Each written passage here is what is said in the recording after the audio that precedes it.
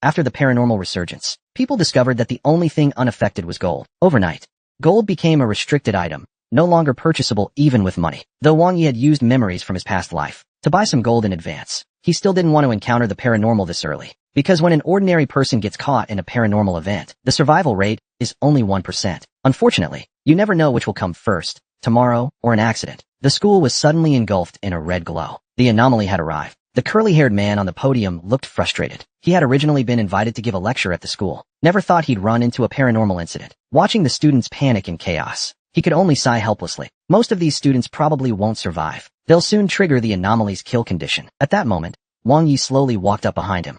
Hey man, wanna team up? Count me in. He knew. Someone invited to speak at a school couldn't be ordinary. They had to possess abilities that could counter the anomaly. The curly-haired man was a bit surprised. You're quite smart. You know staying close to me is safest right now, but you're still just an ordinary person. You won't be of much use in a situation like this. What he didn't know was, in his past life, Wang Yi had joined an elite hunting squad as an ordinary human. As long as a person figures out the anomaly's kill rules, they can survive too. Even someone like you needs cannon fodder to help test the kill condition, right? The curly-haired man hesitated. Zhang Kai struck while the iron was hot. Noticing water beginning to drip from the ceiling, he spoke up. This anomaly can alter the environment. The range of the magnetic field is unknown. Its original position is also unknown, but none of the students running around randomly have died yet. So we can rule out indiscriminate killing. Judging by the current situation, this anomaly doesn't kill frequently, but its kill method and target area are unclear. In such a situation, he calmly analyzed the basics of the anomaly. This earned him a new level of respect from the curly-haired man. He agreed to team up. The curly-haired man took the lead in exploring the school. The two didn't need to speak, silently leaving the crowd together, because they both knew, with so many people packed together, they were bound to trigger the kill rule. Once someone died, it would cause a larger panic, and that's the best-case scenario. If this anomaly is growth-based, then these people are its nourishment. The anomaly will use them to evolve into something unbeatable. They planned to go down the stairs, but the landing was shrouded in darkness. No one dared walk into that under these conditions. The curly-haired man's eyes began to glow. He prepared to use his awakened ghost eye. Wang Yi, I advise you not to use your power so casually. That'll only cause your body to break down faster. In this situation, we only need to determine if the anomaly is altering reality with a magnetic field or generating illusions. If it's just simple illusions, then the anomaly isn't high level, and testing that is easy. There's only one thing anomalies can't affect. Hearing this, the curly-haired man understood. He slowly took off the ring on his hand. With a sigh of resignation, he raised his arm. You know how expensive gold is right now. With a crisp sound, the gold ring floated in the air. Looks like this anomaly only creates illusions and can't affect reality. The curly-haired man visibly relaxed. If that's the extent of its power, this case should be easy to resolve. But Wang Yi didn't think. They still didn't know the... As teammates, I want to know what ability you have. The curly-haired man hesitated briefly before responding. Zhang Kai has awakened with an eye-based ability. Currently, 2 powers have been discovered. He can detect the source of paranormal activity and temporarily suppress the entity. With this knowledge in hand, the prince took the lead and began scouting ahead. The water dripping from the ceiling grew more frequent. At this moment, Zhang Kai had located the source and was about to approach, but the prince stopped him. It was too dark. Nothing could be seen at all. Use your ability to scan the surroundings first. In Zhang Kai's eyes, dried corpses appeared one by one. He quickly relayed the information to the prince. Each corpse was touching its own neck. Why were they doing that? Water. That's the only explanation. Only when water dripped on their necks did they instinctively reach for it. In other words, the entity's killing rule is triggered by touching the water that drips from the ceiling. Cold sweat began forming on the prince's back. This spirit was a growth-type entity. The sound of dripping water grew more frequent. Zhang Kai checked his phone. He had already notified the rest of the squad, but they still needed 10 more minutes. In 10 minutes, no one could say how powerful this spirit would become. The prince lifted his clothes over his head. Let's gamble. Bet that the water only kills if it touches bare skin. That was their agreement. The prince would take. Luckily, his bet paid off. The water had to touch skin to trigger the death rule. The two of them passed through the narrow corridor and reached the source room. A man had been dead at the desk for some time. On the table was a golden bottle, from which eerie energy. The prince cursed, courting death. That bottle was clearly a container meant to seal the spirit. Since the paranormal resurgence, some people still dared to open sealed golden containers. Time was critical. The prince asked, how many minutes until backup arrives? 9 minutes. How long can your ability suppress the spirit? 5 minutes at most. Suppressing it early without backup is too risky. Given the situation, they could only wait until the last 5 minutes to suppress it. But then, they realized how bad things really were. The dripping was intensifying. Their coats were about to be soaked through. The prince rushed over. Use my coat first. When it's at its limit, switch to yours. Besides, you still have a shirt underneath. For the next few minutes, they relied on this method to survive. Until the final minute, Zhang Kai pushed his eye ability to the limit. A beam of light locked onto the golden bottle, firmly suppressing the spirit inside. The dripping stopped instantly, but the backlash on his body was intense. Blood began trickling from Zhang Kai's mouth. Fortunately, not long after, a woman with wings for arms descended from the sky. Other members of Zhang Kai's squad arrived one by one. The paranormal event was perfectly resolved. A deadly supernatural event for ordinary people was nothing much for the prince. In his past life, as a regular human, he had joined an elite hunting squad. Some had marveled that if the prince had any powers, even if he awakened just one part, he'd be among the strongest. But unfortunately, he never awakened before he died. Now that he's back, he's hoping for a second chance. In his past life, at this time he was still in Yong'an City, and had never heard of a paranormal event in Shangjing. He deliberately deviated from his past trajectory to pursue the path of awakening powers. As he thought things over, he entered his room. There stood a rustic wooden door that had appeared out of nowhere in his living room. Could it be another paranormal incident? He opened the door. Inside was an independent space. It looked like a post office from the 1980s. The envelope on the table caught his eye.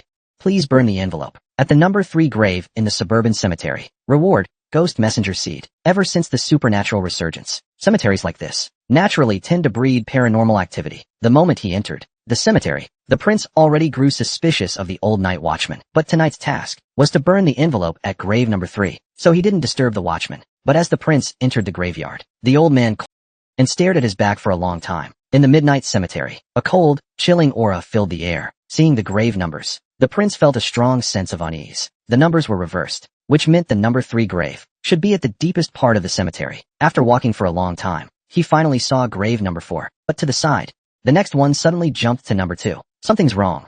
This grave must be suspicious. As he walked deeper, the deeper he went, the more damaged the inner graves became. He quickly reached grave number 1. This grave had completely collapsed, a pitch-black hole, as if something had already escaped from inside. But on second thought, no, if something really escaped, there should have been warning signs online. He had checked before coming. No paranormal incidents had been reported here. While he was thinking, from grave number 2, a sharp cracking sound rang out. Was something trying to come out of there too? Just as he was about to retreat, he suddenly recalled how strange that post office was. Since it's a mission, it must be possible to complete. He realized suddenly. He just assumed the broken grave was number 1 by instinct. He hadn't actually seen the number on it, so he searched through the rubble.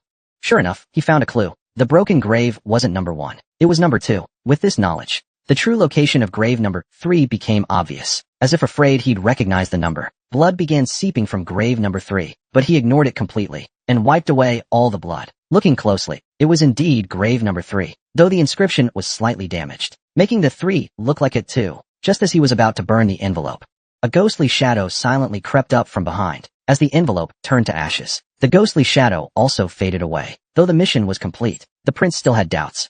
Why was there no grave number 1? Or rather, where was the real number 1? Suddenly, he felt a gaze locked tightly on him.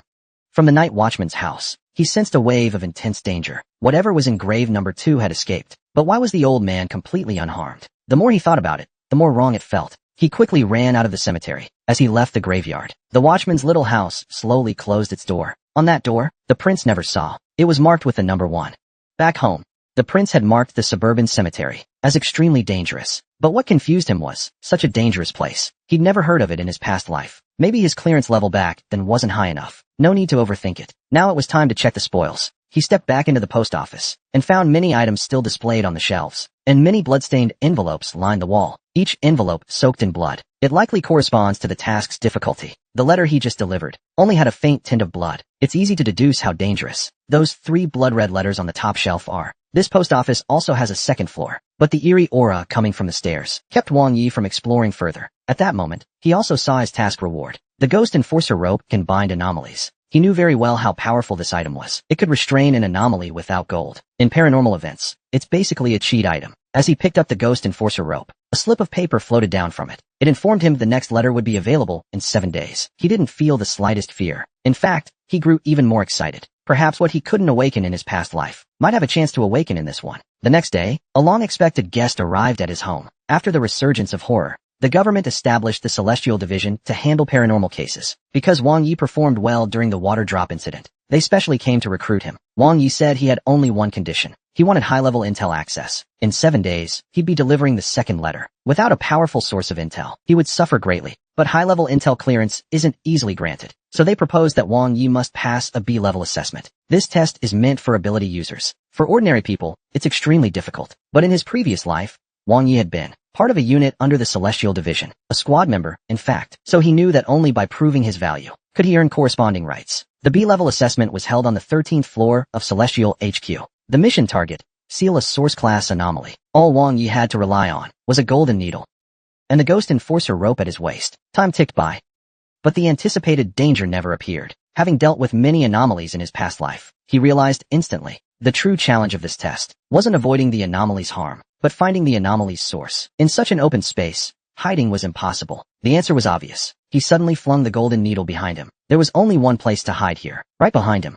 No wonder the Celestial Division dared release an anomaly at HQ. This assessment anomaly was extremely weak. One golden needle was enough to suppress it. Wang Yi successfully He passed the test in record time. Minister Zhang Ziliang personally welcomed him. In logistics, he wouldn't need to confront anomalies head-on. Often, he would act as an operator for ability users, helping them with info and miscellaneous tasks. But Wang Yi knew this job wasn't simple. In his previous life, there were too many anomalies that could kill through a single phone line. Still, he didn't say much. He picked up the info on the ability user he was assigned to. Johan, 18 years old, experienced dissociative identity disorder. Very capable at work, but mentally unstable. She's already gone through 3 exclusive operators. Back home, he used his high-level intel access to investigate information on public missions. Unfortunately, even the Celestial Intel system had no records of that place, but he saw it with his own eyes. Something had already emerged from grave number 2, and that old man guarding the gate was definitely suspicious. Before he could think more, an alert sounded from the internal system.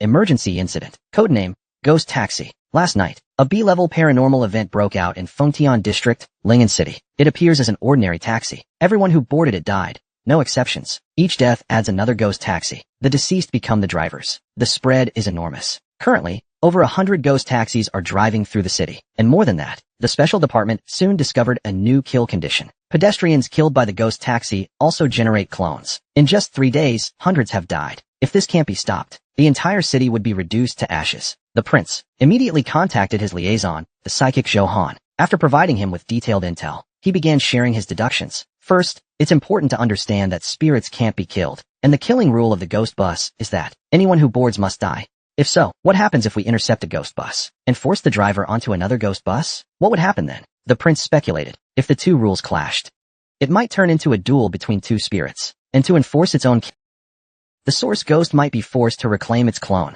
Keep repeating this method, and they might be able to trace the source ghost and seal it. If luck's on their side, the ghost bus might even malfunction due to failure to complete its own killing rule.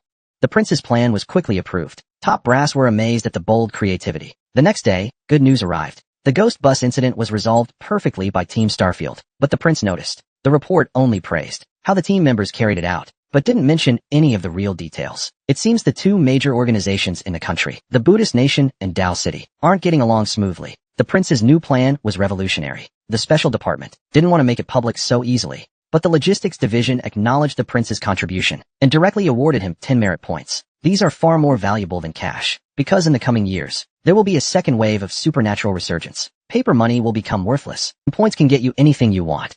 Cars, houses, girls, nothing's out of reach. The Tianzhu mission had concluded. 7 days passed, and the post office issued a new task. Nail a bronze nail into a bedroom photo. Reward, awaken your first psychic power. The prince searched the archives for Qinyuan residence. Found it was a supernatural case codenamed Ghost Child, but the file stated it had already been resolved. The prince didn't buy that. A post office mission without danger? That meant the Ghost Child incident must have had some loose ends. After thorough preparation, the prince went alone to Qinyuan residence. Just as he reached the gate, a madwoman suddenly screamed and ran past him. The Tianzhu database had no record of this woman, but he didn't attack her. The prince decided to focus on the mission. He circled around and entered, using the room number to find the mission site. He saw that the door was slightly ajar. A rotten stench wafted from inside. The furniture was ordinary, but a cross-stitch on the wall gave off a strange vibe. Staring at it made his mind go fuzzy. The pattern was horrifying. A bleeding severed hand. After a brief inspection, the prince noticed a pair of clear footprints on the floor. Someone had been here. He followed the stench into the kitchen. Blood was everywhere. The source of the rot was a boning knife. Just then, a voice echoed in his mind. Take it. You'll gain immense power. That eerie hallucination made the prince shiver. That knife was clearly a powerful spiritual item, but he didn't know if taking it would negatively affect the mission. He thought it over. The post office's goal is to empower messengers, so they can handle more dangerous deliveries. In that case, picking up the weapon mid-mission should be encouraged, so he decided to take the gamble. Without hesitation, the prince grabbed the boning knife. The eerie aura kept attacking his body. Every inch of skin was in excruciating pain. Just as he was about to collapse, he suddenly regained consciousness. Before him was an old-fashioned courtyard, and he was actually chopping watermelon with a boning knife. It seemed like he had entered the memory of the knife's owner. At that moment, he saw on the cutting board, the watermelon cracked open and smiled at the corners. Just one look, and the hand holding the knife began trembling uncontrollably. The memory scene collapsed. Wang Ye's consciousness returned to his body. What kind of terrifying existence could even frighten the owner of the boning knife? Damn celestial division. Completely unreliable. There was clearly more than one entity in Xinyuan complex, yet they marked it as threat eliminated. He rushed to the bedroom, hoping to complete the mission and leave quickly. Just then, he saw a photo. The woman in the photo looked exactly like the madwoman in the complex. Her clothing and style were clearly from the Republic era. At that moment, footsteps echoed clearly from the stairwell, getting closer.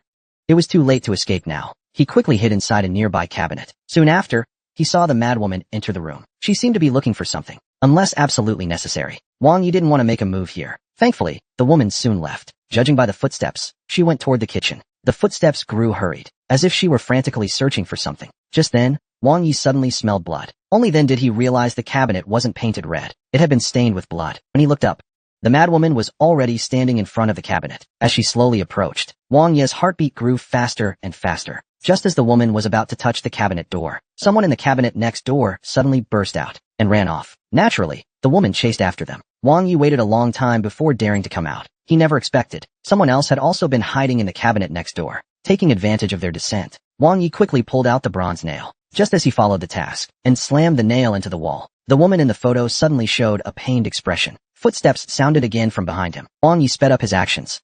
The moment the nail was fully embedded in the wall, the footsteps vanished.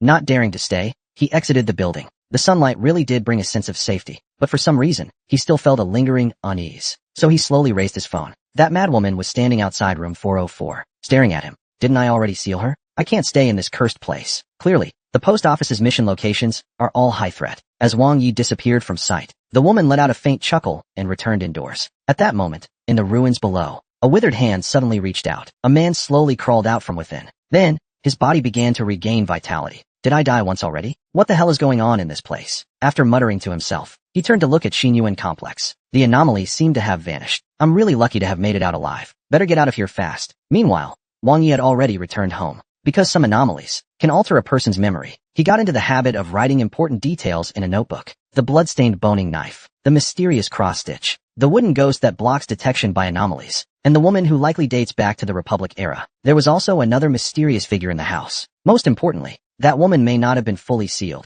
and she had already set her sights on him. After receiving the mission reward, the ghost gloves, Wang Yi successfully awakened his first ability. Just then, Johan called. Hey cutie, time to get to work. If you're late, I'll twist your head off. That same bipolar tone again. Johan clearly had major mental issues. Wang Yi quickly opened the internal system. Turns out a new paranormal event had emerged. An anomaly appeared at Shangjing City Amusement Park. Codename, Crybaby. The scene was enveloped in signal jamming and illusion fog. This paranormal case wasn't particularly unique, except that the organization actually wanted an operator like Wang Yi to join the mission. Paranormal resurgence was still in its early stage. There weren't yet detailed classifications like in the future. The anomaly that once covered the school building could only produce minor illusions and couldn't block signals. Such types were later called low-level ghost domains. But this amusement, according to the report, could block signals and alter visual perception. That classified it as a level 2 anomaly. Even a 1-level difference meant a massive leap in danger. When Wang Yi arrived at the park entrance, four people had already gathered. 2 ability users from the Celestial Division, Fo Bei and Tian Qi, and of course, a gorgeous woman who showed up late. His assigned partner, Johan. What surprised Wang Yi was, there were 2 other ordinary folks from logistics. Besides him, looks like the minister had big plans. It was Johan's first time meeting Wang Yi. With a flirtatious gaze, she reminded him to stay safe. After all, she did say she'd personally twist his head off. As the group entered the amusement park, they heard crying. The deeper they went, the louder the crying grew. Suddenly, a heart-wrenching wail rang out nearby. It came from a young. He wept as he spoke of his little sister. His sister had died in a paranormal event 3 months ago. The man only cried for a moment, before a strange force enveloped his body, and he died instantly. Wang Yi realized, this must be the anomaly's kill rule. The crying triggers emotional outbursts, and once someone cries, they're doomed. At that moment, he noticed another logistics member next to him was about to cry from fear. He quickly covered the girl's mouth. Don't cry. If you don't want to die, hold those tears in. Wang Yi couldn't understand how someone this mentally fragile even got into the logistics division. Tianqi, nearby, offered an explanation. The logistics division is a mess these days. Too many connections and nepotism. These types just slow everyone down. In paranormal incidents, Wang Yi immediately understood. Minister Zhang Ziliang must be planning a reform. He was using life-threatening missions to weed out the connections. That must be why. Logistics staff were being sent into real missions now. The incident settled for now, and the group moved on. But this ghost domain wasn't that simple. No one noticed. The young man who had just died began slowly standing up. When the group heard footsteps behind them, the young man was already charging at them like a madman. Wang Yi drew his boning knife to fight. The man moved stiffly. Wang Yi slashed at each of his joints. Soon, the man collapsed to the ground. Unfortunately, the girl behind them was still too scared and burst into tears. Another mutated survivor crushed the girl, who hadn't yet transformed, with one stomp. Whether in the past or now, all the ability users Wang Yi had seen were cold-blooded. It was tied to their bodies. Although awakened parts were powerful, they were also burdensome.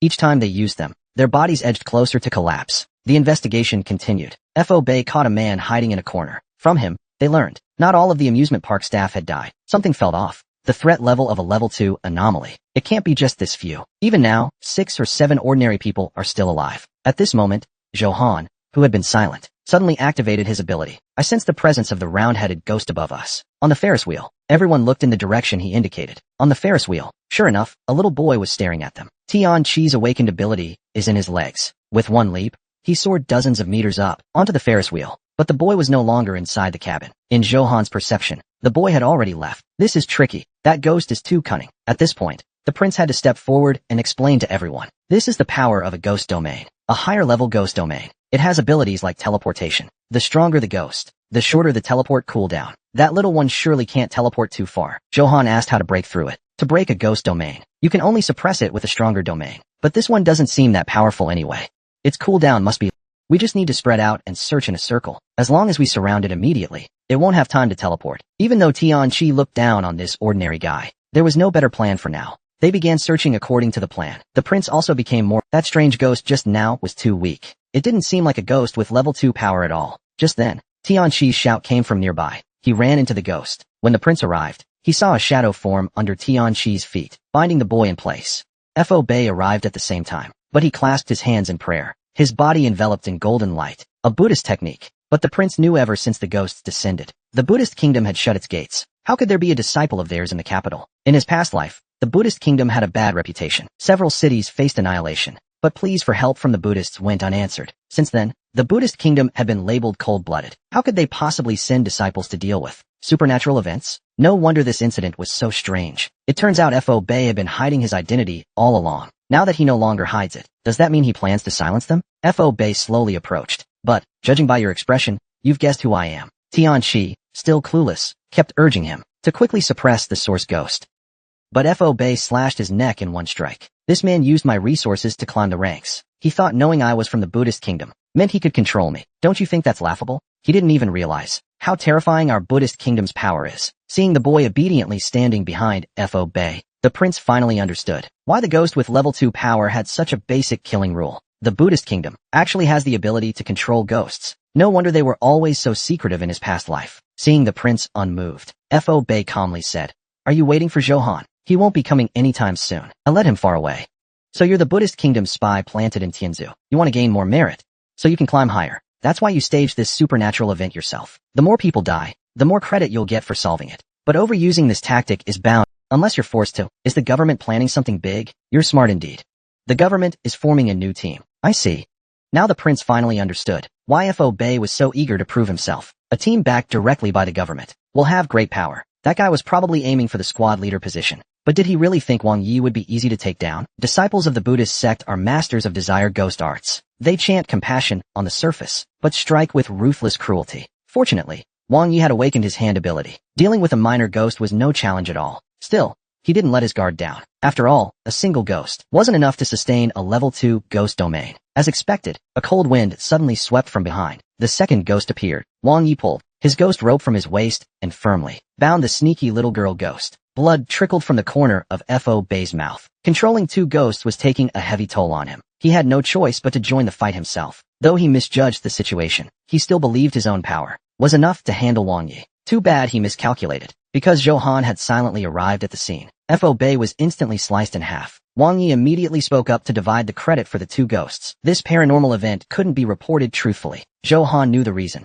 After all, the Buddhist nation was a tricky faction. No one wanted to get entangled with them. Wang Yi specifically emphasized he was just a lucky, ordinary person who obtained a paranormal item. He hoped she'd keep his ability awakening a secret. At the park entrance, many Celestial Division departments had gathered. They were used to Johan suppressing anomalies. But seeing Wang Yi binding a ghost with rope was beyond belief. They then brought two and sealed the ghosts inside. At the same time, Logistics Chief Zhang Ziliang also learned that Wang Yi had survived a paranormal event and even personally suppressed a ghost. With Wang Yi's performance, the new rules in the department would be easier to implement. Those freeloading nepotists would either resign on their own or have to find resources to survive. Meanwhile, Wang Yi was on his way to HQ. The driver informed him that Minister Zhang had requested to see him. Wang Yi thought a lot. He knew what he wanted, and it was never just a corner office in logistics. The second wave of paranormal resurgence was coming soon. Without resources or backing, he'd never survive. Based on what Fo Bei said, they were currently at the stage where A-rank squads were being formed. Soon, the government would extract elites from all squads to form the future famous camp organization. This organization would possess immense resources. To be honest, Wang Yi had joined the official division with that very goal in mind. He soon arrived at Zhang Ziliang's office. Wang Yi gave a brief account of the paranormal incident, without mentioning the Buddhist nation's involvement. Minister Zhang was very pleased with his performance and asked what reward he wanted. Wang Yi calmly replied, "I want to join the elite squad." His whole plan was to use the logistics department as a springboard to the elite squad and eventually enter the camp organization. Zhang Ziliang was taken aback. "You brat, you're not as clean as your file says, huh? Where'd you hear about the elite squad?" Wang Yi gave a faint smile, but didn't answer directly. "As the logistics minister, you want more weight for your department, and I want to become stronger. Our goals align. Even if I die chasing strength, you'll still be the one in power, right?" The next few days passed unusually quietly. Logistics didn't assign Wang Yi any tasks. Zhang Ziliang kept sending slackers to the front lines, causing most freeloaders to resign. What came as a surprise was that after the purge, the logistics division still had 12 fairly capable ability users. Another mission from the post office appeared. This time, a blood-stained letter. Clearly, it wouldn't be any. Drive the oil car according to the navigation. After reaching the destination, deliver the letter to the first person you see. The reward turns out to be official employment and a ghost envoy's blessing. This mission reveals a lot of information. Looks like the previous ones were internship missions. Only by completing this one can you become official. Arriving downstairs, there was already a strangely shaped vehicle parked below. The steering wheel felt creepy, like human skin. Even more bizarre, the prince discovered the spirit vehicle could pass through solid objects. After seeing the destination, the prince broke out in a cold sweat. The navigation pointed to a location in the wasteland. After eternal night descended, the entire world became wasteland. Only the Buddhist and Taoist sects, using their foundations, created pure lands. They built the Buddhist nation and Tao City.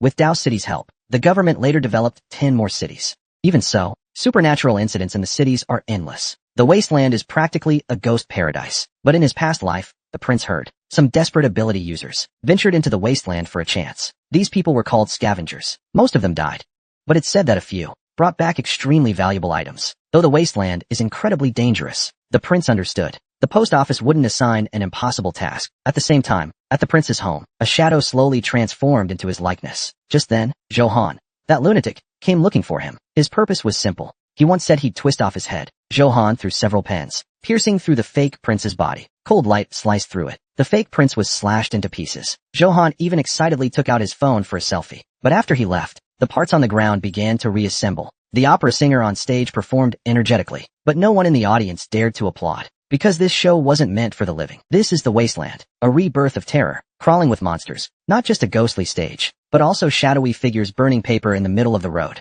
Their weeping voices were chilling. Even protected by the oil car, the prince still felt waves of dizziness. After driving for a while, a cemetery appeared ahead. The cemetery's layout was identical to the one from his first delivery mission, and that night watchman's cabin. They were all there again.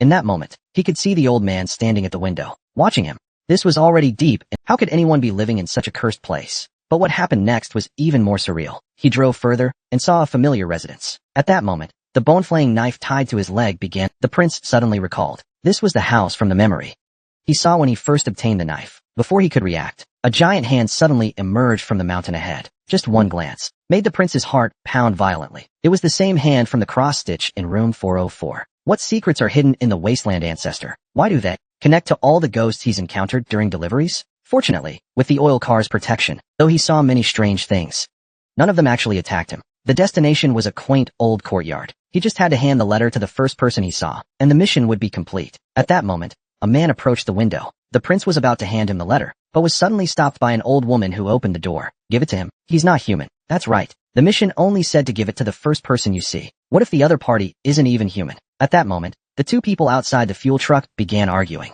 The man said, "Don't be fooled. The letter is for me." But the old woman insisted the man wasn't human, and the letter must not be given to him. Little did they know Wang Ye's worldview had already shattered, because he realized these two could talk to each other. You see, he had handled countless paranormal events in his past life, but never once encountered a ghost that possessed thought or emotion, let alone the ability to communicate. But now it seemed, it's not that ghosts can't think, it's that the ones he'd encountered before were just low-level entities. Higher-level ghosts might actually be sentient and capable of dialogue. At the very least, between these two, one of them was definitely a high-level entity. Wang Yi quickly closed his eyes, recalling every detail he had seen. The post office would never issue an impossible task. After a brief hesitation, Wang Yi personally handed the letter to the man. The old woman at the gate let out a furious roar, and then her body began to shift, revealing her true form. She was an extremely pale-skinned woman. "I'm curious. How did you figure it out?" Wang Yi replied. "You had too many flaws. Not only did your personality not match your tone, but after opening the door, you never took a step outside. I knew right then, you weren't human. You must have been sealed inside." The man beside him chuckled, "Not bad at all," then unleashed his full ability. Wang Yi was shocked to find this man had awakened 5 different body parts. He couldn't even imagine how powerful such a being was, and judging from his tone, he seemed familiar with the post office too. Wang Yi wanted to ask more about the post office, but the man had already taken action. A blinding light enveloped everything, and when Wang Yi opened his eyes again, everything had vanished without a trace. It seems in this world, there are still many secrets he doesn't know. With the task now complete, he decided to leave this desolate road. On his way back, he replayed the paranormal encounter in his mind, but the giant ghost hand was gone, replaced by 2 men locked in battle. They were likely experts from the Buddhist nation and Daoqing. In the next instant, a massive ghost hand descended from the sky and smashed the mountaintop to dust. Wang Yi had initially felt shortchanged on this mission, since he didn't dare get out of the vehicle and couldn't scavenge any loot. But as the hand descended, several yellowed talismans gently floated down in front of his vehicle. The papers gave off a chilling aura and seemed to suppress his abilities. These were great stuff, perfect for counteracting the side effects of overusing his powers. The rest of the trip went smoothly until he neared the city. That's when he faced a real ambush. A vine suddenly burst through the window from the roadside, but thankfully, the ghostly plant wasn't that strong. Wang Yi activated his ghost hand ability and forcefully subdued it. It took some effort. The mutated vine's material was valuable. Unexpectedly, a scavenger suddenly appeared and attacked him, clearly intent on killing him to steal his loot. But the powers granted by the post office were directly developed from the 3 realms. He activated the second trait of his ghost hand, range. He blasted a crack between the scavenger and the vine. The scavenger realized he'd messed with the wrong guy and quickly claimed it was all a misunderstanding. But with his past life experience, Wang Yi knew if he were weaker, that man wouldn't hesitate to kill and rob him. So he ignored the scavenger's excuses and unleashed his ability at full force. This time, it was the ghost hand's other trait, absorption. The scavenger never expected that the man before him had refined the hand ability to its peak, and after tossing out an item, he vanished without a trace. It was a ragged cloth doll. It seemed to have a substitution ability. Blocked for just a moment by the substitute doll, the scavenger had already escaped at high speed. The prince hesitated for a moment. He was already close to Shangjing City on the mission route, but the scavenger had veered off the navigation path. It was clearly stated that they must follow the navigation. He didn't know what would happen if they deviated, but the prince was known in his past life for holding grudges. He floored the gas pedal and chased after him. The scavenger didn't expect the prince to catch up so quickly. Before he could even react, the bone-flaying knife had already slashed his neck. At the same moment, a fine crack appeared on the prince's neck as well. Turns out, the side effect of the bone-flaying knife was that injuries would be partially transferred to the user. The looting of the corpse went smoothly afterward. The prince found the substitute doll. It turned out to be quite a good, dragging his exhausted body. The prince finally returned home, but as he was leaving, he noticed a strand of hair caught in the door had snapped. Someone had entered. He pretended nothing was wrong and leaned back on the sofa. Just then, a dark shadow began forming behind him. The prince suddenly opened his eyes. "Can't hold it in anymore. I've been waiting for you." The ghost envoy's power activated. It struck the ghostly figure that looked exactly like him. It worked, but the thing was fiercely strong. Seeing it couldn't move, it self-destructed. A pungent stench filled the room. The prince realized this was no ordinary ghost. It was clearly being controlled by someone. At that moment, a call came in from Minister Zhang Ziliang. "Have you dealt with the ghost in your place?" "How did you know?" "I am a minister, after all. I have at least that much intel capability." The prince cursed him as an old fox inside. He knew there was a problem and didn't warn him, clearly trying to test his strength. Then Zhang Ziliang got down to business. In the wasteland zone, a ghost broke through the energy barrier and entered the city. Currently, all 7 remaining ability users from logistics have been dispatched, but it's still not enough. This supernatural incident has already caused serious damage. If you can solve it, you might secure a squad slot. Zhang Ziliang needed the prince as backup, but didn't want him to act too soon. After all, only those who appear in desperate times are seen as truly noble and bright, even if a few more people must die for that, because what he wanted was an elite squad. Looking at the ended call, the prince fell into deep thought. Was it right or wrong to work with such a cold-blooded man? No longer overthinking it, he stepped into the post office to claim his reward. A black mist enveloped him.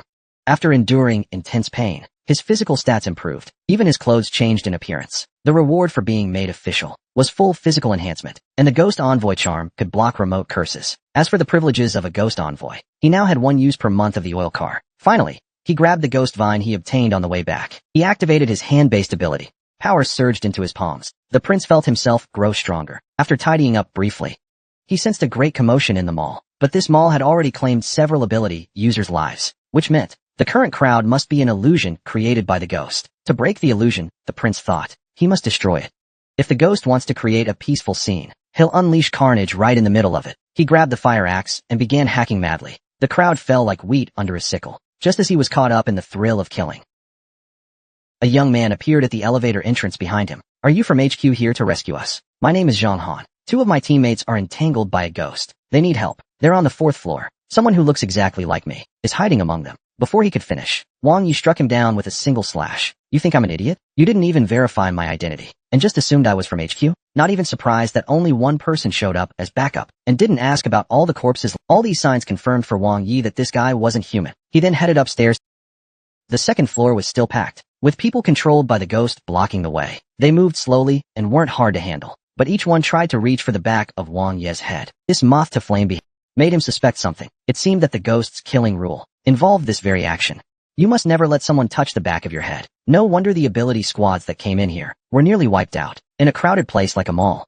That rule is hard to guard against, but once you're on alert, these minions are basically rookie scarecrows. After no living person was left standing, a woman stepped out from the corner's shadow. Are you from HQ? My name is Lu Qian. Support Division, Ability User. Awakened Area, Throat. The 3 survivors looked at the scattered remains and cautiously approached to talk to Wang Yi. But after what just happened, Wang Yi couldn't trust any living person appearing in this ghost prison. How do you prove your identities? The girl quickly raised her phone. I sent the message to the squad. Wang Yi read the content while asking. This level of anomaly can already block signals. How did you send a text? My ability can briefly affect magnetic fields, but it comes at a great cost. The injury to my throat came from forcibly breaking through the anomaly's field. Wang Yi accepted that explanation. All right, let's end this quickly. Seeing the confused looks on their faces, Wang Yi explained.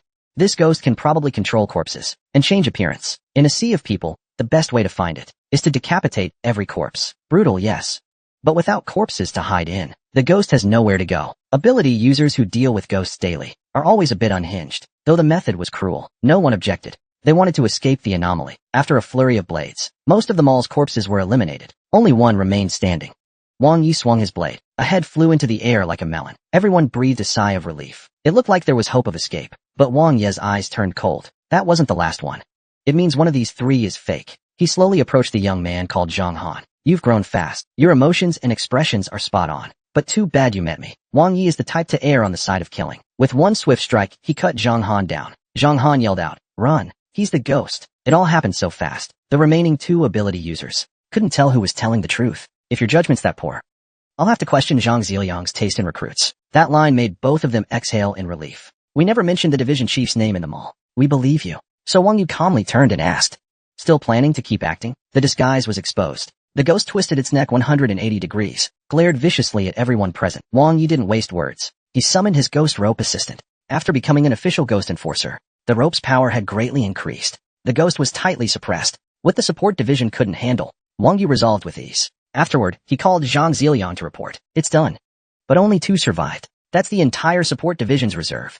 Zhang Ziliang was devastated. But this incident may also be a turning point. They might win a spot in Squad A. Once Wang Yi got home, he pulled out his treasured crossbow and aimed at a shadow in the living room. When he saw the golden dagger floating in the air, he knew who it was. Johan wasn't here to fight this time. Though he still wanted to twist Wang Yi's head off one day, he had a lead on a well-hidden treasure. A lightning karma phenomenon appeared in the wastelands east of the city. He wanted to invite Wang Yi to hunt for it together. Even Wang Yi was tempted by such a treasure. The Buddhist nation has a unique awakening system. It's different from ordinary psychic awakenings. Instead of specific body parts, they focus on cultivating the whole body. They continually enhance overall physical quality. Also, the golden glow they emit naturally suppresses the strange. Lei Yinghua is a treasure that allows ordinary psychics to gain effects similar to the Buddhist. Every time it appears, it's bought for an astronomical price. The prince doesn't believe Zhou Han would give such a benefit to him. Zhou Han explained he had no interest in Lei Yinghua that boosts physical strength. According to intel, a special strange had appeared at that place. It carried a string of prayer beads and Lei Yinghua.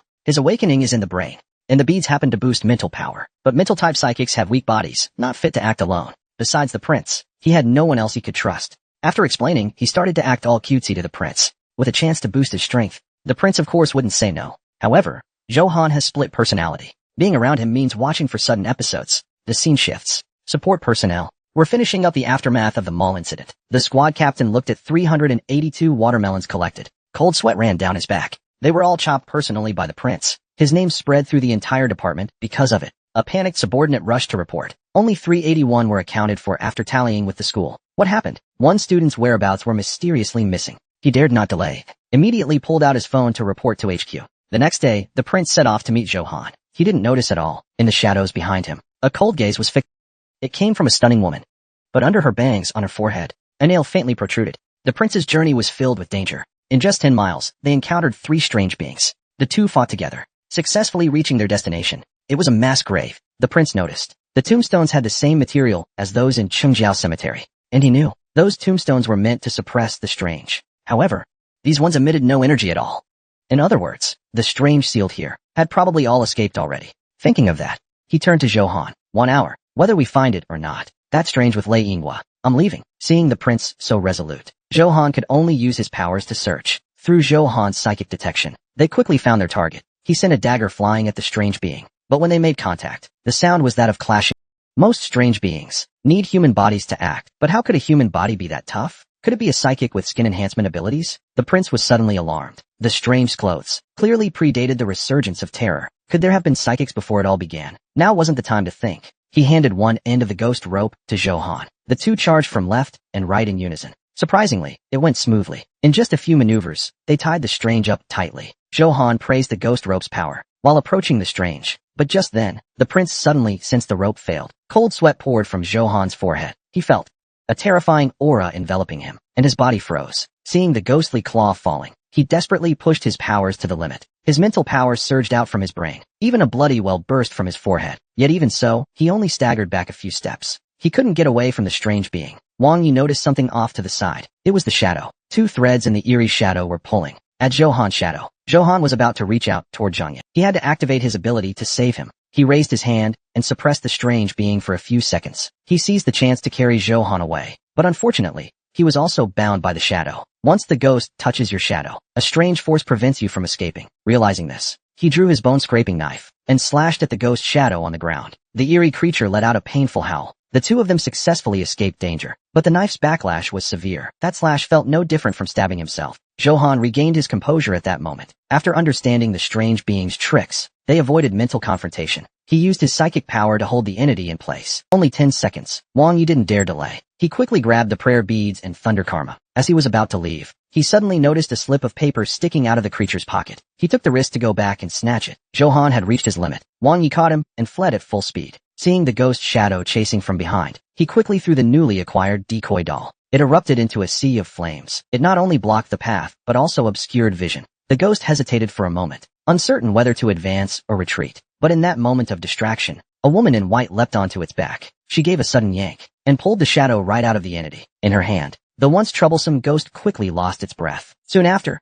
she gently let go. The shadow scattered at her feet. Wang Yi, after distributing the spoils, was in a great mood. He reminded Zhou Han, "I've sealed the windows. Give up on sneaking into my house to kill me." But the next day, when he opened the door, he was shocked to see Zhou Han had moved in. He had become his neighbor. In an unnoticed corner of the city, on a street, a woman in a white cheap house stood under the sun. Just days ago, she could only hide in the shadows. Now, a shadow had formed beneath her feet. After a while, she arrived at Wang Yi's doorstep. Just as Wang Yi was about to head to HQ for a meeting, he opened the door and saw the scene. Thinking quickly, he called Zhou Han. "Hey, come to my place." "What is it, Wang Yi? What are you doing?" "Do you think I'm your maid?" If it's nothing important, I just want to introduce you to a new neighbor. Wang Yi, you bastard. How dare you screw me over? Johan. Sensed the terrifying aura from the woman in white. 5 throwing knives instantly rose into the air. I just wanted to introduce the new neighbor. Say hello, that's all. But before he finished, the woman in white actually raised her arm and waved at Johan. The sudden gesture stunned them both. I won't dissect you anymore. Can you tell him to stop looking at me? Johan was stunned. This eerie being actually obeyed Wang Yi. Wang Yi also stepped forward and responded. Look at me. The woman in white actually followed Wang Yi's order. If he could control her, then within a short time, Wang Yi could possess the top strategy in Shanjing City. Of course, if anything went wrong, he'd be the first to suffer. But in his previous life, Wang Yi always challenged fate. This time was no exception. He turned to Johan. Go get him a hat. Just cover the bronze nail on his forehead, and no one would know he's not human. Because he's the resident of room 404. Wang Yi named him Xiaoxi, and just like that, he brought a terrifying, eerie being to attend a meeting at the Heavenly Clan headquarters. To outsiders, he claimed Xiaoxi was his friend, and just a bit introverted. During small talk, he also learned that the main goal of this meeting was to decide the quota for elite teams. Just then, the beautiful girl Johan arrived late. Her number 1 simp quickly rushed up to chat, but Johan completely ignored him. Instead, she interacted intimately with the prince. Clearly, she was using him as a shield, and maybe to give him some trouble too. Sure enough, Su Wenxian immediately came to provoke him. He's a second awakened ability user, and a strong contender for the team leader slot. The prince didn't want to waste words on this clown. Xiaoxi,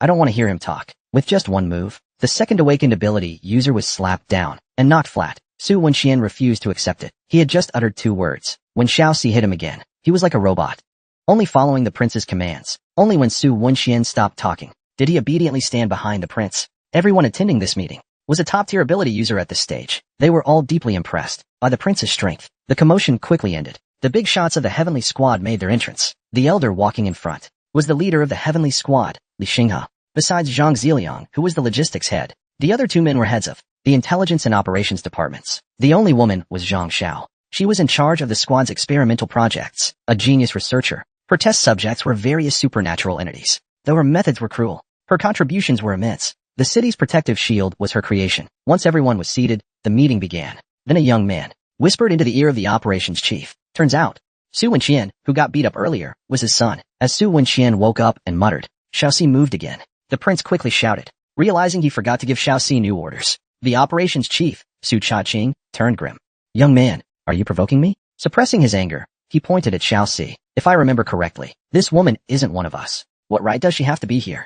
Zhang Ziliang suddenly spoke up. Oh, I forgot to tell you. She's now part of the logistics department. Just as the 2 were about to argue, leader Li Xinghe stepped in and stopped them, and officially began the meeting. At the very start, the 3 department heads began arguing fiercely, each citing their department's contributions. There were only 3 leader spots. The operations department always fought on the front lines, so they were sure to get one. But for intelligence and logistics, it got awkward. To win a spot for their department, the 2 ministers were jumping around arguing, as Su Changqing insisted his operations department should have 2 spots. The meeting spiraled out of control. Because of the earlier conflict with the prince, Su Wenxian deliberately said, logistics only handles cleanup work. Giving them a leader slot is a waste. Hearing that, Zhang Ziliang calmed down. Whether our logistics department is strong enough is not up to you to decide. Su Chaqing didn't argue. He pointed to the big man behind him. If the prince can last 10 minutes against King Kong, we'll write off our previous grudge. And not only that, we'll also see what Minister Zhang's logistics team is made of. Zhang Ziliang was overjoyed. And if my logistics team wins? If King Kong loses, I'll give up half of the operations department's resources for 2 weeks. Prince,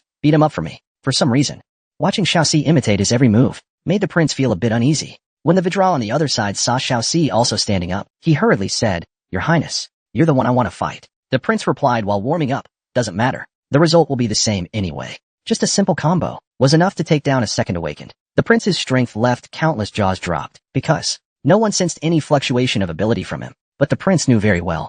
After enhancements from the post office and Lei Yingguo, his physical attributes now far surpassed everyone in the field, all the other espers included. Because of this, the strength of the logistics division finally gained recognition from many big shots. Team leader Tianzu slapped the table. 1 slot for each of the 3 departments.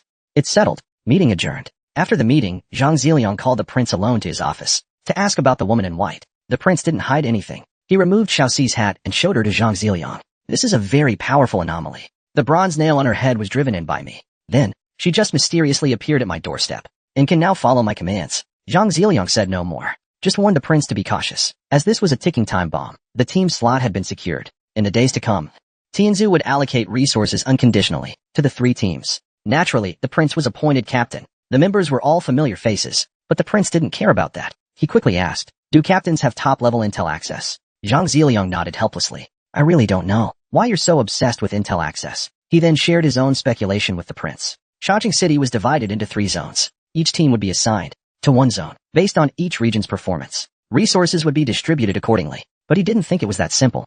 The performance ranking was likely tied to future plans. The prince couldn't help but admire him. As expected of a minister-level figure, he could deduce a major move from mere clues. The prince knew the truth. In his past life, Tianzhu used the teams as a stepping stone to select elites and form the Silver Organization. After wrapping up a few minor tasks, the prince returned home, late at night.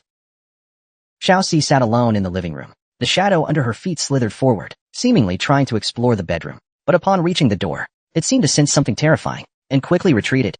Xiaoxi then adjusted her posture, and her expression and demeanor became more and more like the prince's. After the horror resurgence, humans could only struggle to survive. The most important reason was one iron rule. Humans can't truly kill anomalies. So even though the prince noticed Xiaoxi was deliberately mimicking him, he was powerless to stop it. As for why Xiaoxi was getting close to him, the only thing the prince could think of was that mysterious post office. But a few days later, when the post office manifested again, Xiaoxi showed no unusual reaction. This time, the mission was to deliver a candlestick to the owner of grave number 1 in the suburban cemetery. Unlike before, this mission had a specific time marked, midnight, which meant, outside of that time window, the grave's owner might not be there. The prince had seen this candlestick before, that looked exactly like the one held by the gatekeeper at the cemetery. That made the identity of the grave number 1 owner obvious. He carefully scraped off some wax fragments inside. Items involved in post office missions were definitely powerful, no doubt about it. But why the post office would send this candlestick to that old man was a mystery.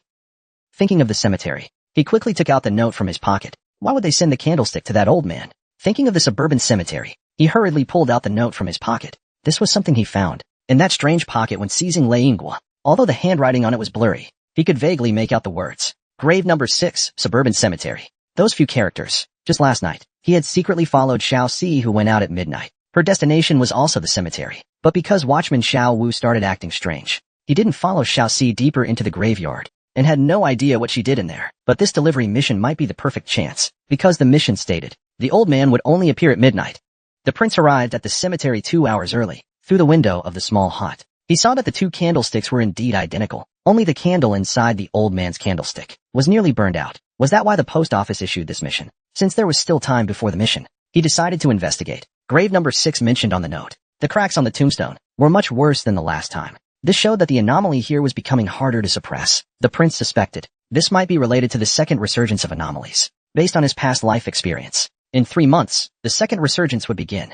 By then, these ghostly things would be even harder to deal with. Soon, he reached grave number 6. Judging by the marks around, a fight had clearly taken place here recently. He recalled Xiaoxi sneaking here last night. Could she have eliminated the owner of grave number 6? The prince leaned in to examine, and at the wound, he found a red fruit inside the body. Could that be the item mentioned in the note? Suppressing his speculation, he realized it was nearly midnight. He rushed toward the night watchman's hut. The dim lights inside were now lit. Standing outside the window, the prince held out the new candlestick to the old man, but the old man only stared at him without taking it. Did he have to deliver it inside himself? But this creepy place was too dangerous. He was afraid he might not make it back out. Just as he hesitated, the old man's candlestick suddenly went out. The candle had burned out completely. In an instant, every tombstone in the cemetery began to shake. Roars echoed one after another. Some of the severely cracked tombstones began to shatter. The old man, as if teleporting, suddenly appeared in the graveyard. He slightly turned his head, and from his dry throat came 2 words, "Light it." The prince instantly understood. The candlestick must be the item suppressing the cemetery. Maybe the surrounding aura was too eerie, but his lighter wouldn't spark at all. Tombstones began to collapse all around him. At the last critical second, his lighter finally sparked. As the candlestick lit up, the cemetery returned to silence. It was as if nothing had happened just now, but the old man still stood there among the graves, as if waiting for something. Soon after, a pale, giant hand reached up from the ground. The old man spoke with a firm voice. "Go back." The prince clearly saw that the hand trembled slightly, then quickly withdrew underground. Watching the old man slowly return to the hut, the prince also prepared to leave. He truly hadn't known the candlestick was so important. If the old man noticed the candle was shorter, would he be trapped there forever? Fortunately, nothing unexpected happened. Even after leaving the suburbs, he never heard those roars again. But when he got home, he found his front door wide open. There were clear signs of a struggle in the living room. Xiaoxi even had a new scar on her face. Who could have hurt Xiaoxi? He opened the hidden compartment in the floor. Thankfully, none of his belongings were missing. The prince didn't interact with many people, so who was targeting him? He didn't think too much about it. He opened Tianzhu's intel system and searched for information on the cemetery night watchman. There were only a few vague lines, just that he was a senile old man with unclear mind. He voluntarily accepted a meager salary to guard the cemetery. Continuing to scroll down, he suddenly saw a familiar face in a photo on one of the tombstones. Johan, but the name on the tombstone said Ji Ziqian. He quickly searched for Ji Ziqian in the Intel database. The entry stated that he was born in 1976, a villager from Taishao town. Due to a strange disease outbreak in the village, everyone died collectively. It was his uncle who buried him in the suburban cemetery. The records show his birth predates the horror resurgence, meaning Ji Ziqian was from before it all. But how could an ordinary villager from back then afford to wear a cheapao? The strange illness, and the uncle who left no further records. The prince felt like the world was becoming more and more unfathomable. With this in mind, he knocked on Johan's door next door. The little girl poked her head out, sweetly calling out, "Big brother." The prince asked, "I think someone broke into my house just now. Did you hear anything?" Johan said she had been studying prayer beads and didn't hear anything unusual. She then sent the prince off, but the prince felt something was off. Johan's voice was weak and faint. Obviously she was injured, and what was her connection to Ji Ziqian, whom he just looked up, coming back from the dead? It all sounded absurd. Meanwhile, after sending the prince away, Johan leaned painfully against the door. The bloody scar on her chest proved she had just gone through a fierce battle. The next day, Zhang Ziliang called a logistics division meeting. Everyone gathered in his office. It was the first official meeting of the team members. Besides some familiar faces, the only newcomer was a bespectacled young man, Li Hantian, a second awakened esper. His awakened areas were brain and blood. Headquarters spent a fortune training elites this time. Each squad was equipped with a Desert Eagle loaded with golden bullets and a flashlight capable of probing anomalous zones. The prince noticed the bulb inside was actually made from an anomaly's eye. Each person got only 2 smoke bombs, which created a temporary smoke screen to interrupt an anomaly's killing rules, an invaluable life-saving item. After the gear was distributed, Zhang Ziliang started the main briefing. Dr. Zhang's lab had further reduced the risk of second awakenings. The fatality rate was now down to 30%. Each team member with only 1 awakening was given a free second awakening slot. Anyone interested could register with him, but had to be mentally prepared. A 30% chance of death still remained. Wang Chong was the first to step forward. He had awakened over a year ago, and his body was deteriorating. If he didn't undergo a second awakening soon, he probably wouldn't last a month. The second to sign up was Lu Qian, but the prince recalled that she hadn't awakened long ago, and her body showed no signs of collapsing yet. Lu Qian explained, "Since I've joined the team, I want to become stronger, so I can keep up with Captain."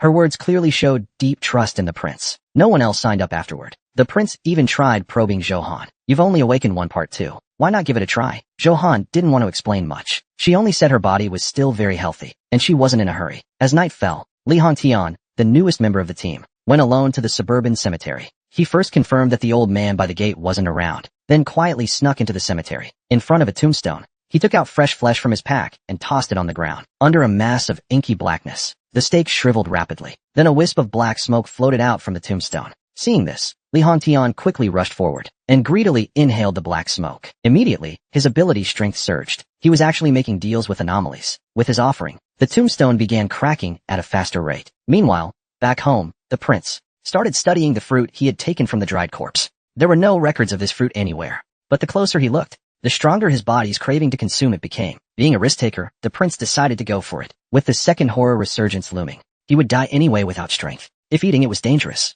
at most he'd lose a few days of life. It was worth the gamble. The fruit melted in his mouth. Terrifying energy instantly spread throughout his body. The prince sensed this overwhelming energy rushing through him violently, but the energy was too vast. His body began to crack. He also realized the fruit's power was rejecting his awakened ability in his hand. The moment before passing out, he knew he had been too reckless. After the prince lost consciousness, Johan suddenly walked in. Enemies meeting. Xiaoxi charged at her without hesitation. "Back off. I'm here to save the prince." But no matter what she said, Xiaoxi wouldn't retreat. Angrily, Johan stormed off. "Fine. Let him die then." Xiaoxi's thinking couldn't comprehend Johan's actions. The living room fell silent once more. No one knew how much time passed, but eventually, the prince slowly awoke. The two energies in his body had been clashing, and he had prepared himself to die. But another force suddenly intervened, neutralizing the violent energy. He now sensed his physical strength might even be able to one-punch a second awakened. The only pity was it. His post-office awarded hand ability was gone, but last mission's reward, the Ghost Disassembling Blade, was still a trump card against special anomalies. Its ability to directly destroy anomalies. Because it was so powerful, the post office had warned to use it cautiously. The blade drains the user's physical functions, essentially accelerating their death. But now that his hand ability was gone, perhaps the blade's restrictions would lessen too. 2 days later, the prince suddenly received a call from Zhang Ziliang. Is Linen City really about to be wiped out? No one could understand how much this news shook the prince. In his past life memories, Linen had always been safe. Those supernatural incidents occurred. It had never faced destruction. A chill shot from his feet to his skull. Was his memory wrong? Or had he never been reborn at all? Was all of this just the fantasy of a dying man? He had heard in his past life that some powerful anomalies could alter human memory and perception. Now he was utterly lost. All he could do was reassure himself it was the butterfly effect. He rushed to the computer and opened the internal system. On screen, in bright red letters, it marked Linen City's SG level horror event. On the afternoon of the 5th, a strange sound came from Linen's wasteland district. Ghostly aura blanketed the entire city. The final satellite image showed a half-bodied figure charging into the city. Now, Linen was completely sealed off. No information was getting out. Teams from other cities were being dispatched to assist. Zhang Ziliang was still on the line, his tone grave. This anomaly is terrifying. Headquarters couldn't possibly send all their espers to help. If they all died there, the rest of the cities would fall too. So are they just going to abandon the entire Linen City? The prince cut him off. We still have to save them, but we can't give our all to the rescue, because most of humanity still needs our protection. After hanging up the call, Wang Yu understood Zhang Ziliang's intent. Their squad likely wouldn't be coming, but what surprised him was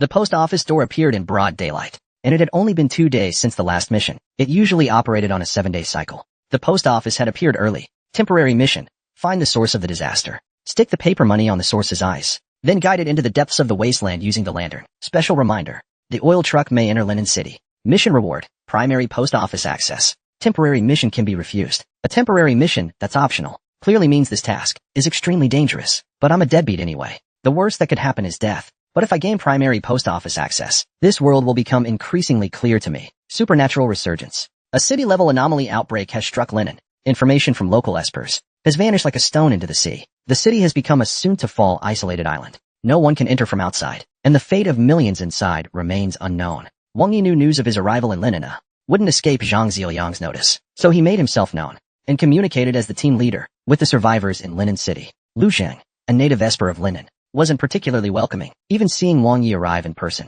he had already sent word to every Heaven Unit elite, only to receive for cold words. The big picture matters. He solemnly briefed Wang Yi. This anomaly is too powerful. Everyone who tries to enter gets inexplicably turned around. You coming here now brings me comfort, but Linen may truly be unsalvageable. Open the gates. I can enter. If I die inside, then let the espers outside disperse. The oil truck involved the post office's secrets, so Wang Yi didn't want to bring extra people in. Besides, if even with a mission item, he couldn't lure the ghost away, then no number of extra people would help. The streets of Linen were empty. Not long after entering the city, the oil truck came to a halt on its own. A large pool of blood blocked the road ahead. It seemed the oil truck couldn't come into contact with blood, while Wang Yi was stunned. The truck turned around and drove back out. Even his way out was gone now. Wang Yi had no choice but to hurry and search for the source ghost house. Along the way, he encountered ghost slaves created by the anomaly. After a brief exchange, Wang Yu realized their strength had reached level 2. It was clear that in such a densely populated city, there must be even higher grade ghost houses. Then a middle-aged man carrying a box appeared. Are you headed to the Heaven Unit HQ here? It's very dangerous over there. Let me introduce myself. I'm Luo Ping, captain of Linen's Heaven Unit squad, a second awakening esper. Wang Yi had seen this man's file, so he replied, what happened? 3 hours ago, the source ghost attacked the branch. Most people are hiding in the safe house. There are only a few ghosts left there now, but they're extremely strong. Mentioning the safe house reminded Wang Yi of that building made entirely of gold. Ghosts couldn't affect gold, so hiding inside was truly safe. Seeing backup finally arrive, Luo Ping invited Wang Yi to assist in the HQ rescue, but Wang Yi didn't answer directly. Instead, he asked what's in that box on your back? Luo Ping casually patted the box. My weapon. A spirit item. Seeing his response, Wang Yi directly rejected his invitation. He slowly backed away. While speaking, on your body, I sensed something that could threaten my life. We'd better act separately. After eating that fruit, Wang Yi's body functions became stronger than ever. His perception increased as well. Luo Ping was only a second awakening user. There's no way he should feel life-threatening. Right after Wang Yi's figure disappeared, Luo Ping pulled out a talisman and struck the box at his feet. Then he carried the box on his back and walked away. Wang Yi hadn't gone far. He was hiding nearby, observing. Clearly, Luo Ping's box was suspicious, so he concealed his aura and secretly followed. From Luo Ping's fight with the ghost slaves, it was clear his physical ability far exceeded a normal second awakening user. Eventually, he discovered that Luo Ping hadn't gone to the Celestial HQ, but to a hospital. There were even more ghost slaves there. Yet Luo Ping showed no fear. He slammed the box on the ground. The talismans on it shook loose from the impact. The approaching ghost slaves froze in place. Just like that, Luo Ping walked in carrying the box without resistance. Even Wang Yi was secretly amazed. What was in that box?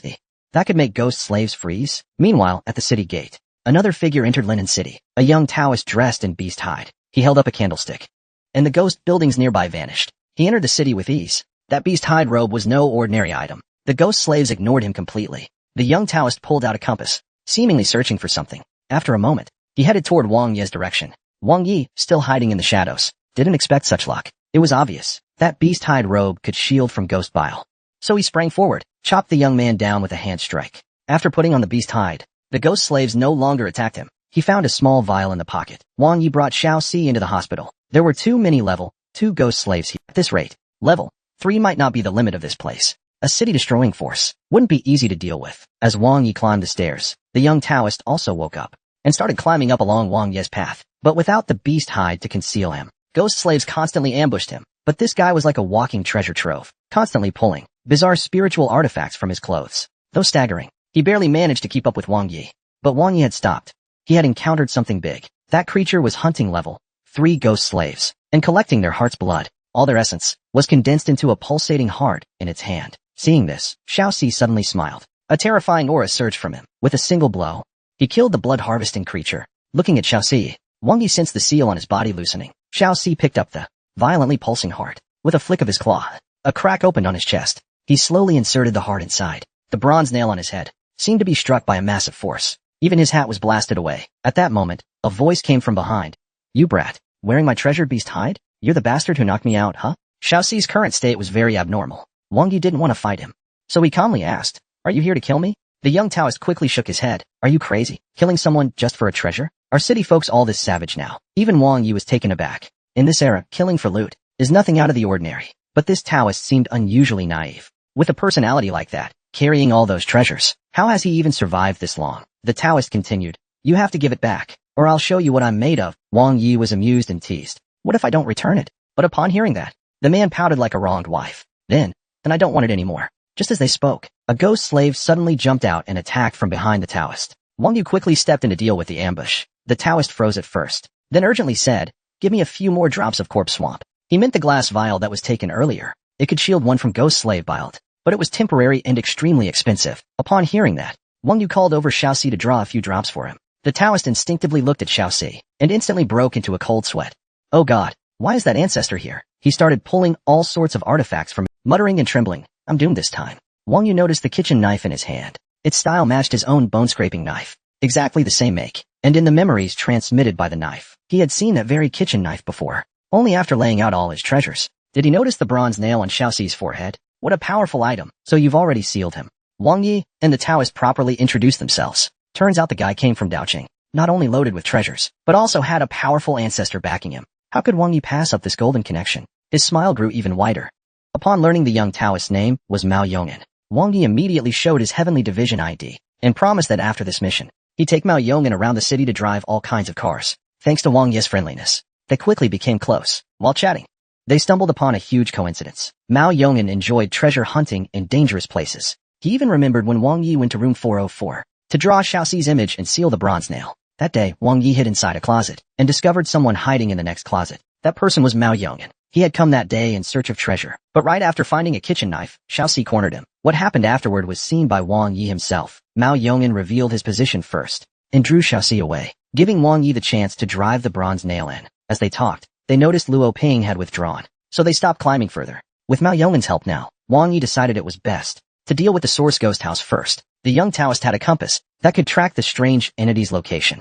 At that moment, the arrow split in two. Wang Yi thought for a moment and decided to pursue the more dangerous one first. That paper. The compass pointed to a lab in the city. Such places often study bizarre things. The source ghost entered the city, as if searching for something. The man not only preserved his father's corpse, but carried it with him at all times. And worse, he killed all the serum donors himself, turning them into ghost slaves. Because the blood of ability users could be neutralized through familial energy. By using all his serum as a medium, he could slaughter every ability user in a city. That was Luo Ping's plan to ascend to godhood. He was just a few steps away now. Without hesitation, he removed his father's watermelons and dropped it into the blood vat. Next came the eyeball he had obtained from the strange being. Finally, he looked toward the hospital. Only the last heart remained. At that moment, the heart's aura suddenly vanished. Damn it.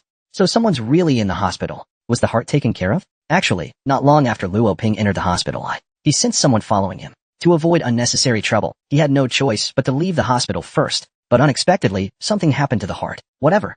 It was just a low-grade heart anyway. It wouldn't affect his plan too much. At the lab entrance, 3 ghost slaves transformed from Esper. Wang Yi also sensed a powerful pressure lingering in the area. Just as Wang Yi was about to act, Mao Yong'an pulled out a teddy bear doll. The bear grew with the wind and turned into a ferocious beast upon landing. The 3 ghost slaves were like toys in its grasp. Easily defeated, Treasure Boy Mao Yong'an handled the small fry. But the terrifying aura drew closer. Wang Yi quickly took out the mission item from the post office. At that moment, the lab door swung open. The round-headed ghost appeared. Wang Yi gave the signal, and Xiaoxi and Mao Yong'an moved together. But the round-headed ghost was far too strong. Even Xiaoxi was kicked away. It was clear. This ghost was in a hurry to go somewhere, and didn't want to tangle with him. It suddenly looked toward a rooftop in the distance, and dashed in that direction after shaking off Xiaoxi. Despite his injuries, Xiaoxi followed Wang Ye's orders, and dragged his battered body forward again. Realizing he couldn't defeat the ghost, he began pulling out the bronze nail on his forehead. As the seal loosened, a power comparable to the ghost erupted from Xiaoxi. Wang Yi broke into a cold sweat. Xiaoxi looked like he was about to lose control. The bronze nail kept vibrating, as if it would fall off at any moment. He raised his palm to try and suppress the ghost, but this completely enraged it, centered on itself. It unleashed a wave of spiritual energy. The blast triggered the passive ability of the Ghost Executioner Axe. Mao Yong'an survived thanks to the decoy doll in his chest. Even Xiaoxi's strong body was slashed open, but in his semi-unsealed state, that terrifying wound healed quickly. After unleashing that powerful attack, the ghost seemed briefly weakened. Wang Yi seized the chance and slapped a talisman over its eye. He immediately checked Xiaoxi. Thankfully, the seal wasn't fully broken. Although the ghost was temporarily suppressed, the shaking talisman made it clear this state wouldn't last long. He took out the soul lantern and began luring the ghost out of the city. On the rooftop, Luo Ping noticed the ghost energy vanish. Before Wang Yi could leave the city, he blocked the path. But right now, Wang Yi had no energy. So, he quietly told Xiaoxi to take him down in one strike. Just as Luo Ping charged over, "Give him back to me." Do you know how much effort it took to lure him to Linen? This is the perfect vessel. With him under my control, I'll be unstoppable. Wang Yi suddenly understood.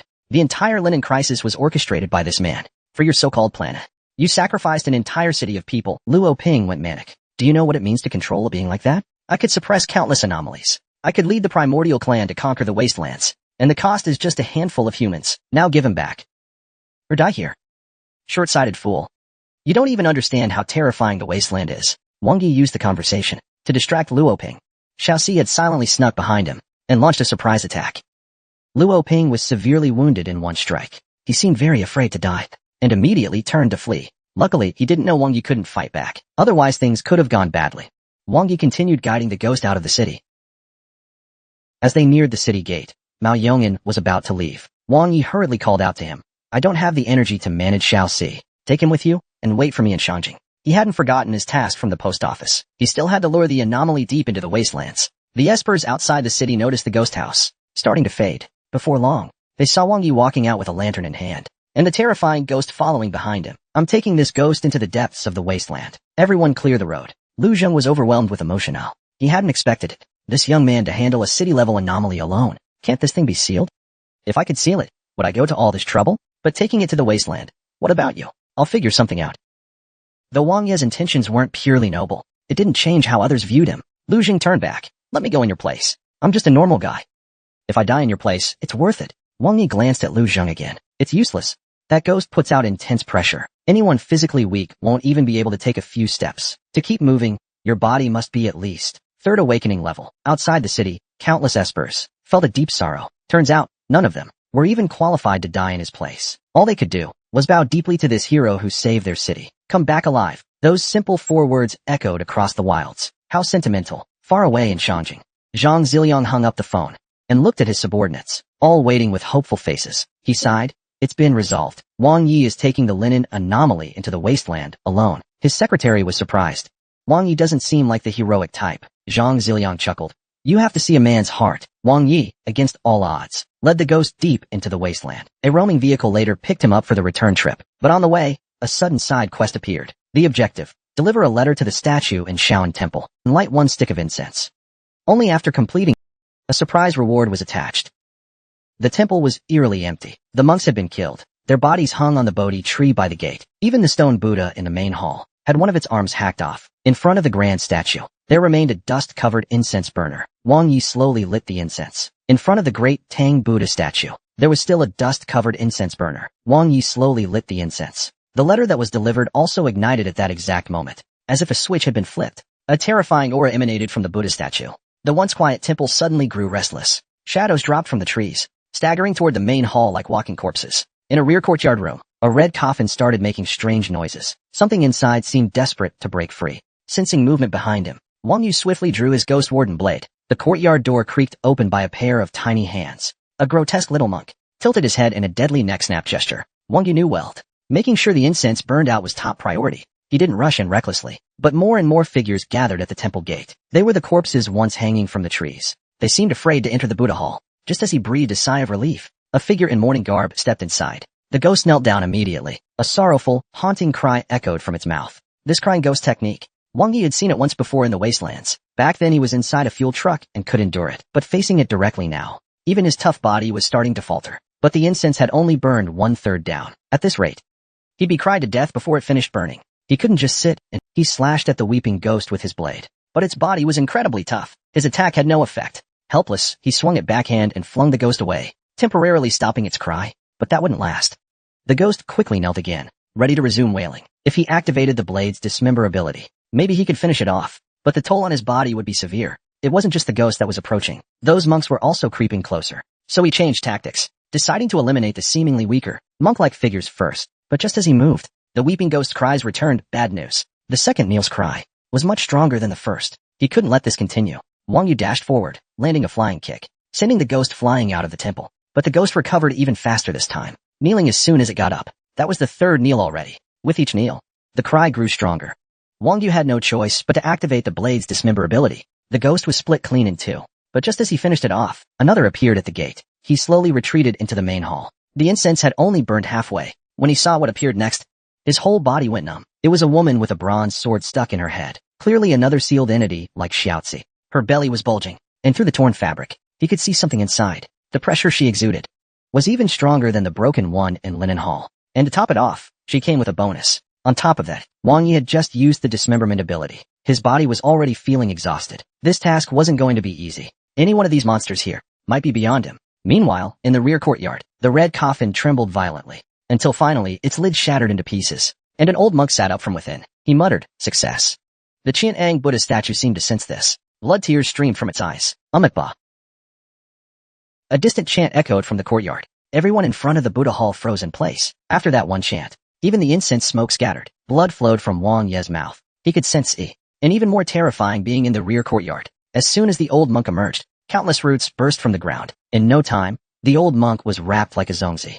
And not only that, sharp spikes began growing from the roots, trying to grind the old monk into dust. With a sudden tremor, his entire body was wrapped in golden light. The tree roots shattered instantly. The old monk dusted off his sleeve and walked toward the main hall with firm steps. More and more ghostly figures gathered at the gate. He was completely surrounded. The prince had no choice but to use his final trump card. He pulled out the candle scrap. He had scraped off the seal in the cemetery. He retreated to the incense burner and carefully lit it. Once lit, a powerful wave swept through the courtyard, banishing the ghosts. All of their faces were filled with fear. Now came the waiting game. He was betting that this candle scrap would last long enough. Luckily, fortune favored the prince. The final bit of incense burned away completely. A heart-shaking bell toll echoed through the temple. The group of monks scattered in terror. Even the old monk in the yard was stunned on the spot. He turned back to look.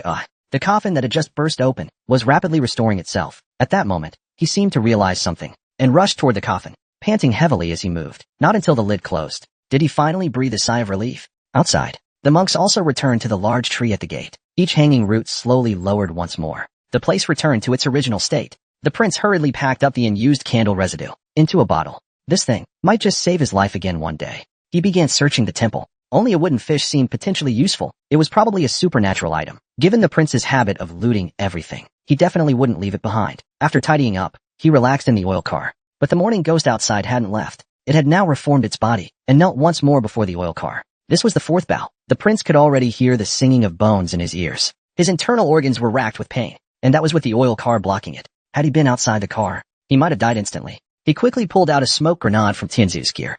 It could create a ghost domain to disrupt the ghost's killing rules. The moment the grenade went off, the prince floored the gas and launched forward, racing straight towards Shangjing City. Thousands of miles away in Shangjing City, Su Cha-ching and his son were having an interesting conversation. The prince is probably dead deep in the wasteland. That squad slot from logistics is as good as gone. Su Wenxian, who once clashed with the prince, smirked smugly. I've awakened 3 times already. Even that Li Hongtian can't stop me. As for Zhou Han, Just a pretty woman with a bad attitude. Tomorrow, I'll take their squad slot. Facing his son, Su Cha-ching showed no warmth. He only warned Su Wenqian not to go overboard. Otherwise, it'd be hard to answer to his superiors. Su Wenqian, however, didn't care at all. You've been playing your role all these years. Do you really think I see you as my father? Whatever I do, the Inspector General can handle it. Su Cha-ching slapped the table. Enough. I'm not even sure if there are surveillance devices in this Tianzu office. Su Wenqian scoffed and turned to leave. This exchange made one thing clear. This father-son duo had infiltrated Tianzu for deeper, more sinister plans. The next day, Su Wenqian indeed led a team to crush the logistics unit. Without the prince to back them, no one could stand up to him. Johan tried to defend the squad slot for the prince, but Dr. Zhang came out and advised her to let it go. With the prince gone, even if we hold on today, someone else will just come tomorrow. Speaking out now would only attract more flies. Just hold on until the prince returns. The farce came to an end. The team members quietly tended their wounds alone. Captain, is our logistics department just meant to be bullied? Li Xinghe and Dandan spoke up. But logistics really doesn't have anyone capable of leading now. At least it hasn't been confirmed the prince is really dead, right? No one's even found his body. But the two ministers in the back mocked coldly. If he died deep, how could a body even be found? Just as they were about to argue, Li Xinghe spoke up. From today on, Squad 1 becomes a challenge squad. The capable rise, the weak fall. If there's nothing else, dismissed. Zhang Ziliang seemed to be holding back tears. Captain, Linen City is still being cleared, and the prince's blood hasn't even dried. Isn't this going too far? Su Cha-ching smugly walked out. If the prince isn't, let him take it back. Assuming he's still alive, that is. Once the room was empty, Li Xinghe finally said, no need to act anymore. Everyone's gone. Zhang Ziliang looked up slowly. If I didn't act, how would the fish bite? But I wonder, if our logistics department takes all the squad slots, will those two old tigers get anxious? Even Li Xinghe was a little surprised. Are you that sure the prince isn't dead? I put satellite tracking on his phone. He's almost at Shanjing City. The old man grinned. Now that you mention it, I'm actually getting excited. By the way, message from Dao City. Their little Dao Lord has gone out for training. He'll be arriving in Shanjing soon. Keep an eye on him. It's a ghost with OCD. If a house is empty too long, it comes out to do chores. After finishing a day's cleaning, Johan suddenly barged in. You again. That ghost thing is coming back soon. Don't trip in the gutter when it does. Hearing this, the ghost grabbed its mop again and didn't stop until the place sparkled. Soon after, the prince, fresh from escaping the wasteland, arrived downstairs. He noticed the traps he set had been triggered again. The prince couldn't understand why after being reborn, his house kept getting busier. When he opened the door, he froze. The house was spotless.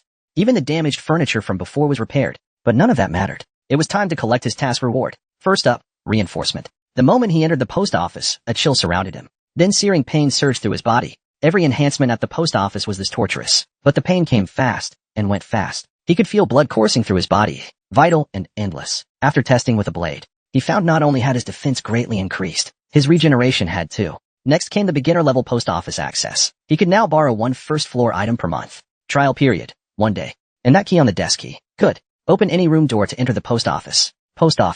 However, the 7-day interval had changed to every 3 days. As the second wave of supernatural terror approached, task frequency also increased. After a short rest, Johan arrived after hearing the noise. She told the prince everything that had happened. After listening, the prince called Zhang Ziliang. He wanted to know what stance his minister held. Zhang Ziliang's answer surprised him. He wanted to take this chance to plunge Shanjing into chaos. The groundwork had been laid already. Now it was up to the prince. Even if some people died, it didn't matter. Coincidentally, the other 2 squad members arrived as well. The prince rallied the team. Time to stir things up. Johan, who loved chaos the most, even changed into a new skin for the occasion. The group marched toward Tianzu headquarters in full force. Mao Yong'an had already arrived in Shanjing. The 2 teams met halfway. The prince finally reunited with the one he missed, Xiaoxi. He wasn't sure if it was just his imagination, but Xiaoxi seemed more and more like a living person. He just wondered if he could maybe hammer the nail in Xiaoxi's head a bit deeper. Mao Yong'an, upon seeing Johan, couldn't take his eyes off her, though he was the little Dao Lord of Dao City. After being single for 20 years, when had he ever seen such luscious waves? For a moment, he even imagined names for their future kids. But due to his overly flirtatious words, he was harshly schooled by Johan. That little incident soon passed. The group went to confront Su Wenqian. Xiaoxi's presence was overwhelming. Su Wenqian's cheek still ached from before. He gave a signal to his man.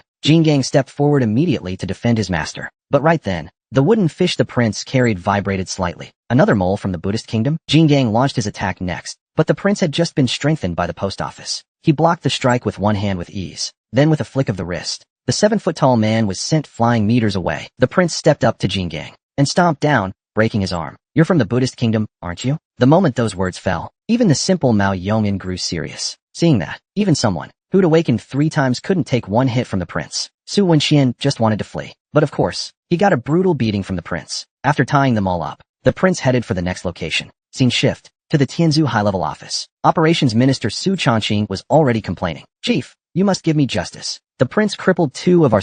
Does he even respect the law? Zhang Ziliang, standing to the side, exposed him. Minister Su, really? Weren't you the one who said if the prince wasn't dead, he could just take back the squad slot himself? The two were about to argue more, when the intelligence minister entered with a smile. Minister Zhang, the prince is eyeing our intelligence division squad slot. Name your price. Brother Wen is indeed smooth. This intelligence minister really was an old fox. In times like this, best not to offend Zhang Ziliang. I think talents like the prince should be heavily invested in. Our intelligence division is willing to offer 5 months of resources to support and fund him. Hearing this offer, Zhang Ziliang finally called, Prince, Minister Wen appreciates your efforts and is rewarding you with 5 months of resources. No need to go to intelligence. Then he deliberately paused, looked at Su Changqing. I'll offer 8 months. Zhang, don't push your luck. Minister Su followed up. Fine, I'll offer 8 months too. But Su and Qian and Jin Gang cannot be. Alright, I understand. After the call ended, he looked at Su Changqing with great interest. Latest update. That Jin Gang under your son is from the Buddhist kingdom. The old man sitting at the head was instantly furious. Tell the prince to bring evidence. This matter must be thoroughly investigated. Meanwhile, the prince had already extracted several names from Jin Gang. All were Buddhist kingdom moles inside Tianzhu. Clearly, this man wasn't as tough as he appeared on the outside. Then, he started interrogating Su Wenxian about his ties to the Buddhist kingdom. But unfortunately, Su Wenxian truly wasn't one of their spies. He just got a beating for nothing. Eventually, unable to bear it, he tried to reveal the name of the organization behind him. But the moment he opened his mouth, blood poured from every orifice and he died. He'd long been cursed with a silent spell. The prince reported everything to Zhang Ziliang. He was instantly intrigued. Tianzhu just keeps getting livelier. A proper government organization has already been thoroughly infiltrated and riddled with holes. Next, it's time to hunt the moles.